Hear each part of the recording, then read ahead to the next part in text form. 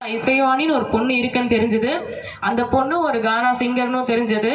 So அந்த பொண்ணு ஒரு பிபிசியில வந்து ஒரு உலகம் ஃபுல்லா தேர்ந்தெடுக்கப்பட்டால தமிழ் பெண்கள் இல்லாத இடத்துல ஸோ என்ன ஒரு பொண்ணா 100 பெண்கள்ல ஒரு பொண்ணா காட்டி ஸோ கஷ்டம்னா ஒரு மேட்டரே கிடையாது, அது ஒரு பிரச்சனையே கிடையாது, ஒரு பொண்ணால வந்து முடியும் அப்படின்றத ஒரு இன்ஸ்பயரா வந்து எல்லாருக்கும் எடுத்து வச்ச ஒரு விஷயம் என்னோட குரல் மட்டும்தான்.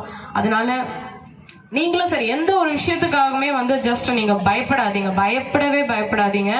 உங்களுக்கு எனக்கு வந்து பாத்தீங்கன்னா எங்க ஃபேமிலி மட்டும்தான். பட் உங்களுக்கு வந்து இவ்வளோ பெரிய சப்போர்ட் இருக்கு. ஸோ தாமஸ் ஆல்சோ உங்களுக்கு இவ்வளோ பெரிய சப்போர்ட் இருக்கு. அதே மாதிரி நான் இப்போ வந்து பார்த்த ஒரு 4-5 பேர் வந்து இந்த மாதிரி இவ்வளோ விஷயம் பண்ணியிருக்கீங்க. ஆனா நெக்ஸ்ட் வரப்போ உங்க எல்லாருக்குமே நான் கிஃப்ட் கொடுக்கணும். நீங்க எல்லாருமே வந்து பெரிய பெரிய லெவல்ல அச்சீவ்மெண்ட் பண்ணணும். அது நான் ரொம்ப வேண்டி கேட்டுக்கிறேன். அண்ட் வேற என்னடா பேசுங்க, எனக்கு எதுவும் வர மாட்டேங்குதுடா. எனக்கு இவங்கெல்லாம் பார்த்தோம் எக்ஸைட் ஆயிருக்கு. என்ன பண்றது, தனியால கஷ்டப்படுறோம் அந்த பாட்டு. அதெல்லாம் கஷ்டப்பட்டு போயிட்டேன்டா. இன்னுமாடா கஷ்டப்படுறவங்களுக்கா? ஓகேடா. என்ன அடக்க நினைச்சா அடங்கி போற ஆள் இல்ல, என்ன மதிக்காதவ என்னைக்கும் எனக்கு தேவையில்லை.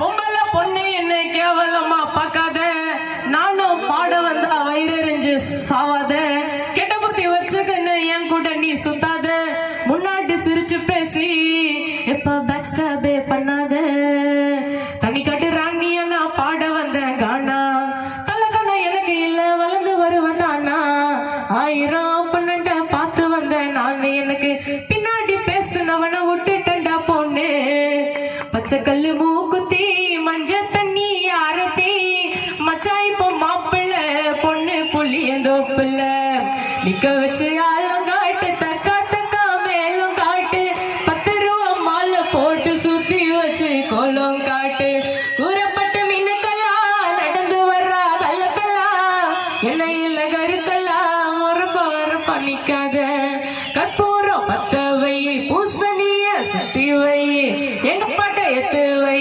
எல்லாத்தையும் ஒத்தி வை. நீங்க வந்து ஒரு ஃபியூச்சர் ஃபிலிம் பண்ணிட்டு இருக்கேன்.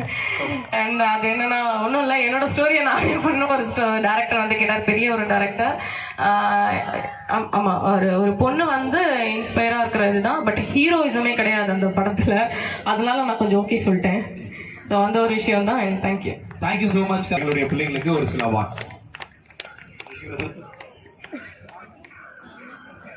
அடுத்ததாக வந்து ஒதுக்குறீங்க, டேலண்ட் இருக்கிறவங்களும் வெளியில கொண்டு வரணும்ல, மத்தவங்க கொண்டு வரலாம், நம்மளே எடுத்துட்டு வரணும் இத அப்படின்னு சொல்லிட்டு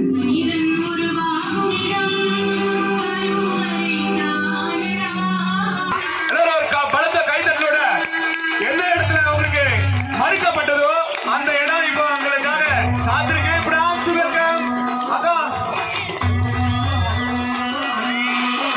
அக்காவிற்கு மரியாதை செலுத்த நம்முடைய சேத்துப்பட்டு பேரூராட்சியின் தலைவர் அவர்கள் குடும்பத்தை அன்புடன் மேடைக்கு அழைக்கிறோம். அவருடன் இருந்து நம்முடைய ஆஷாக்கா பேரூராட்சியினுடைய சூப்பர்வைசர் ஆஷாக்கா அவர்களையும் மேடைக்கு அன்புடன் அழைக்கிறோம்.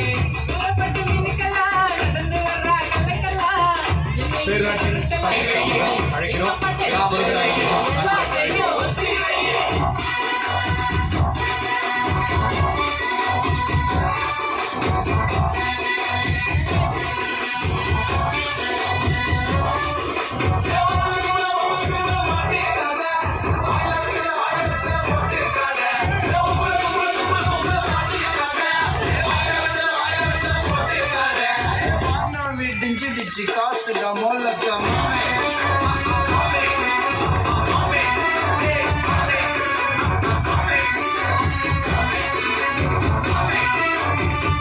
நம்புறேன். ஏன்னா இந்த கேள்வி நான் கேட்கறது ரொம்பவே தப்பு. இவ்வளோ நேரம் நான் இங்கே உட்காந்துட்டு இவ்வளோலாம் பார்த்துட்டு நல்லா இருக்கிறீங்களான்னு கேட்கறது தப்பு. ஏன்னா தாமஸ் சொல்லவே தேவையில்லை. ஏன்னா ஒரு பிள்ளைங்களை வளர்க்குறதுக்கே அப்பா உயிரே போயிடும். எங்கள் அப்பா எங்கள் அம்மாலாம் பார்த்துட்டு நான் ரொம்பவே கஷ்டப்பட்டிருக்கேன்.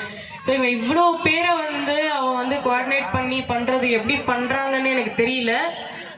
ஃபர்ஸ்ட் உனக்கு தான் தேங்க்யூ சொல்லணும். தேங்க்யூ. ஓகே, நம்மளுக்கு வந்து அது தேவை கிடையாது. நம்ம ஒரு 4 பேரை மோட்டிவேட் பண்ணிட்டாச்சும் பேசிட்டு வரணும், அப்படிதான் ஒரு தாட்.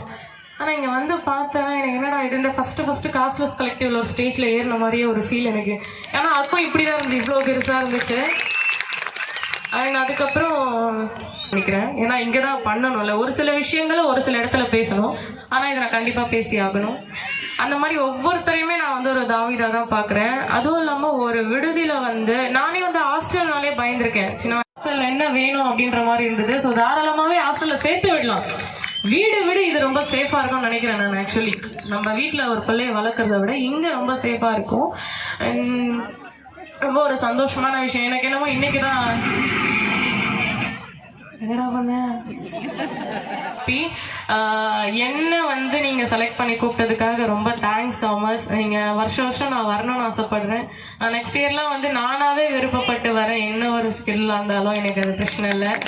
உங்களெல்லாம் பார்க்க ரொம்ப ஹாப்பி. இன்னும் நீங்க இதுல இருக்கிற பசங்க இன்னும் நிறைய போயிட்டே இருக்கணும். என்னால முடிஞ்சதும் நான் செய்வேன், கண்டிப்பா நான் செய்வேன். ஏன்னா எனக்கு ரொம்ப ஹாப்பியா இருக்கீங்க வந்ததுல வந்து ரொம்ப ஒரு ஸ்ட்ரெஸ் பஸ்டரா இருக்கு இந்த இடமே. ஸோ நீங்களும் வந்து கண்டிப்பா மேல வரணும். ஏன்னா ஒரு ஹாஸ்டலுக்கு வந்து ஹாப்பியா இருக்கிறது வந்து எனக்கே புதுசா இருக்கு, என்னடா இதுன்ற மாதிரி. அதுக்கப்புறம் எல்லா பசங்களும் எல்லா பிள்ளைகளும் எல்லாம் சொல்லு, நல்லா சொல்லு. வெள்ள சட்ட மேல போட்டாதுடா கோட்டு, அடுத்து ஆள போற இந்தியா நாட்டு. சமத்துவம் காட்டு நீங்க, சாசனத்தை தீட்டு நீங்க, மெதையா எங்களுக்கு பாதையை தான் காட்டு நீங்க. பாமர மக்களுக்கு சுதந்திரத்தை கேட்ட நீங்க, ஜாதி வெறி பிடிச்ச பேயத்தானே ஓட்டு நீங்க. பட்ட படிப்புகளை படிச்சு நீங்க முடிச்சுட்டீங்க, பாராளுமன்றத்துல பதவியத்தான் வகுத்துட்டீங்க. ஒழிக்கணும் ஜெய்பீம், ஒழிக்கணும் ஒழிக்கணும் சாதிய ஒழிக்கணும். தேங்க்யூ. அந்த மாதிரி ஒரு வாய்ஸ் தான் எனக்கு. அவங்க ஒரு நாள் என்ன பண்ணாங்கன்னா, இந்த வாய்ஸ் வந்ததுக்கான காரணம் தான், ஜஸ்ட் நான் ரொம்பவும் பேசல. டக்குன்னு ஒரு நாள் பேசிட்டே இருக்கிறப்ப என்ன பண்ணாங்க, நீ பேசுறல இப்படியே பாடு அப்படின்ட்டாங்க. நான் சொன்னேன், இப்படி பாடினா 4 பேர் கூட கேட்க மாட்டாங்க, ரொம்ப கன்றாவியா இருக்கும் அப்படின்ட்டு. இல்லை நீ இதுலயே பாடுன்னு சொன்னோம். நான் சும்மா தான், நான் வந்து ரொம்ப ஒரு மெலடி தான் நான் பாடுவேன். ரொம்ப அது கேட்கவே ஒரு பக்கம், அதுவும் ஒரு